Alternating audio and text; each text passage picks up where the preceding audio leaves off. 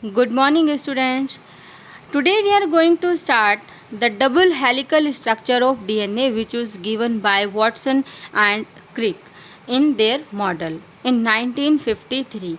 And due to this model, they got Nobel Prize in 1962. According to this model, the DNA was made of two anti-parallel helical chains which are held together by hydrogen bonds created between their nitrogen base. अब इसको समझना कैसे है हमें, अब आप इसको ज़रा यहाँ पर ऐसे समझो।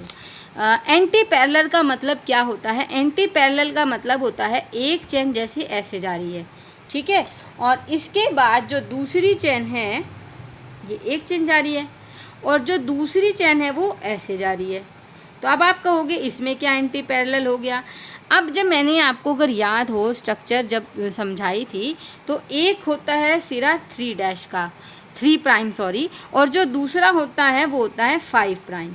अब क्या होता है, एंटी पैरेलल क्यों कहा? एंटी पैरेलल इसलिए कहा, एक तो चलती है 3 प्राइम टू 5 प्राइम और दूसरी चलती है 5 प्राइम टू 3 प्राइम, तो इसीलिए इसको एंटी पैरेलल कहा। और इनके बीच में मैंने क्या लिखा है? They are held together by hydrogen bond.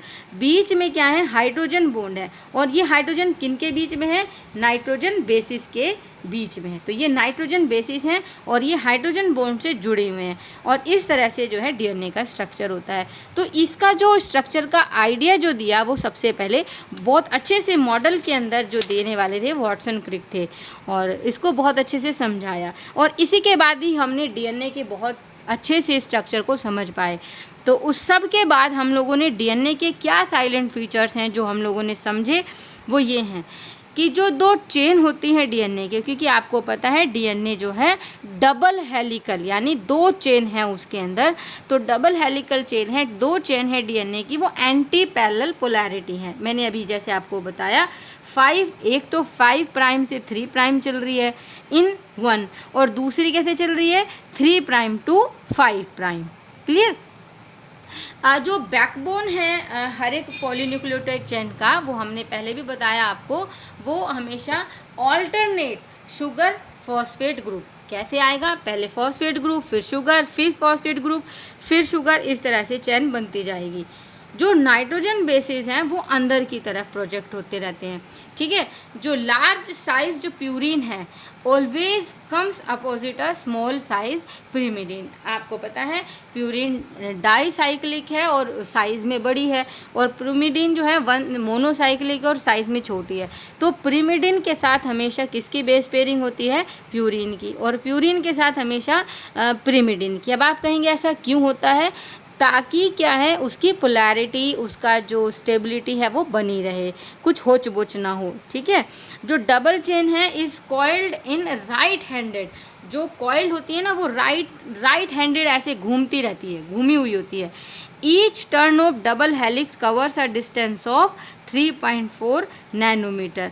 It has, जैसे कि अगर आप ये देख रहे हो तो इसमें क्या है, जो यहाँ से लेके जो एक टर्न आप देख रहे हो, एक टर्न जो पूरा चलेगा यहाँ से लेके यहाँ तक जो पूरा टर्न है वो 3.4 का रहेगा, और जो 3.4 नैनोमीटर है, और इसमें क्या होता है, ये यहाँ से यहाँ तक है, ठीक है, एक टर्न में, और यहाँ से लेके यहाँ तक जो टर्न है इसमें कितने होते हैं?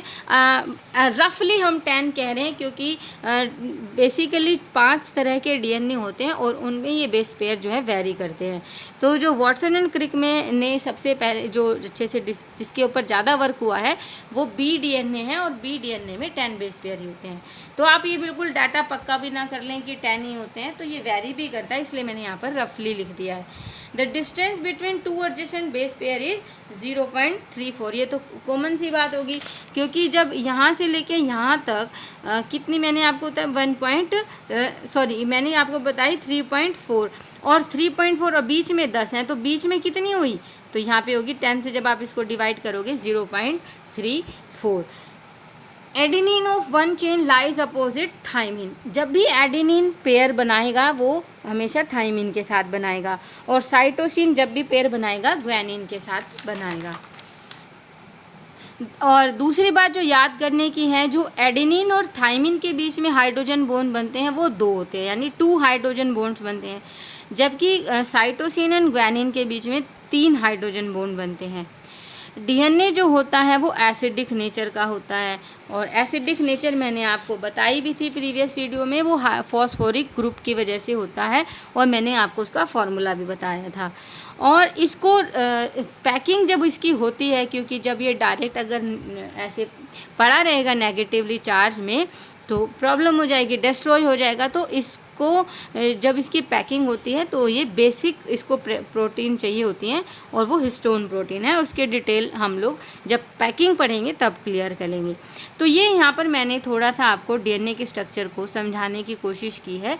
तो यहाँ पर एक आप देख रहे हो ये जो चेन है, यानी कि एक चेन जो है ये 5 प्राइम से 3 प्राइम है, ठीक है। इसमें आप देख रहे हो कि जो है ये बैकबोन है एक साइड की, और जो दूसरी चेन है वो एंटी पैरेलल चल रही है। जो यहाँ पे जो 5 से 3 है तो ये 3 प्राइम टू 5 प्राइम है, और यहाँ पर एडेनिन और थाइमिन के बीच में 2 हाइड्रोजन बॉन्ड हैं, और ग्वानिन और साइटोसिन के बीच में 3 हाइड्रोजन बॉन्ड्स हैं। तो इस तरह से ये डीएनए की स्ट्रक्चर होती है। इसके बाद जो नेक्स्ट टॉपिक है दैट इज़ चारगफ ग्रुप। ये डीएनए की स्ट्रक्चर तो आप लोगों ने +1 में भी बहुत अच्छे से पढ़ी हुई थी, लेकिन आपके सिलेबस में है तो रिकॉल करना बहुत ज़रूरी था। अब से जो भी टॉपिक आएंगे वो सारे न्यू हैं, यानी +2 लेवल के हैं। तो अब जैसे पहला आता है चारगफ रूल, और चारगफ रूल से रिलेटेड बहुत सारे न्यूमेरिकल आते हैं। एक न्यूमेरिकल मैंने किया है और 2 आपने खुद करने हैं।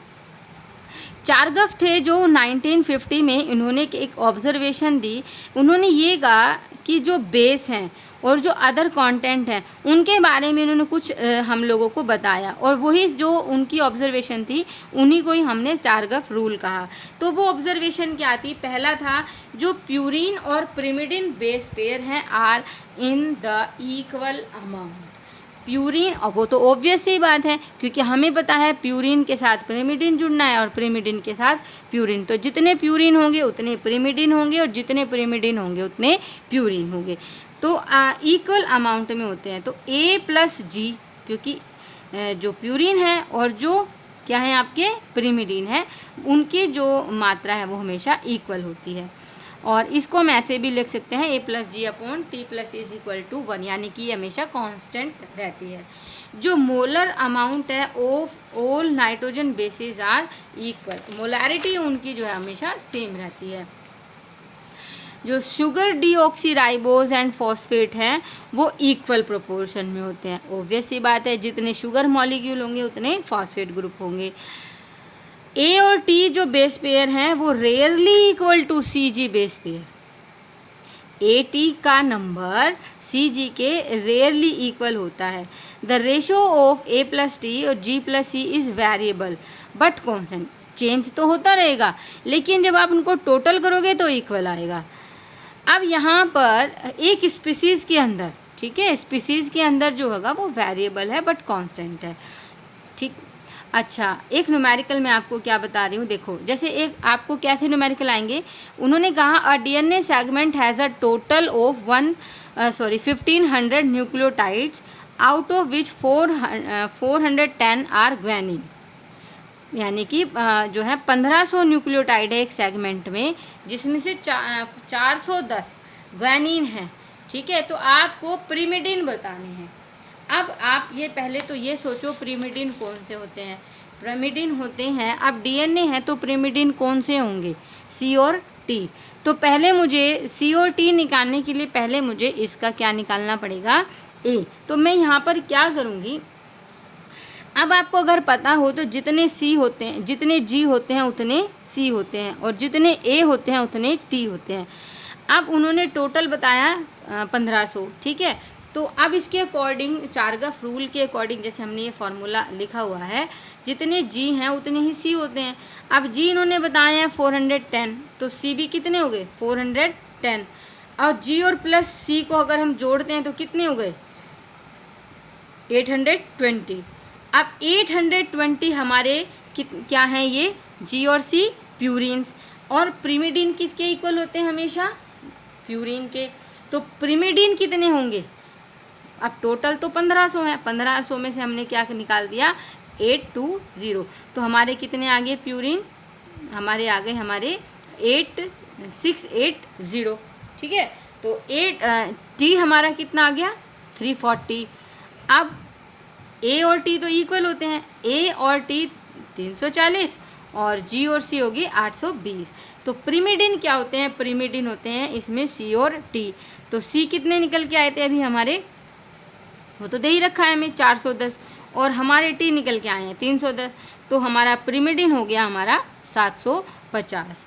और इसके बाद आपने थोड़े से न्यूमेरिकल करने हैं, और मैंने आपको पीडीएफ भेज दी थी, और ये आपने 3 न्यूमेरिकल खुद से करने हैं और फेयर नोटबुक में करने हैं, और जब आप चेकिंग के लिए काम मुझे भेजोगे तो मैं उसमें चेक कर दूँगी।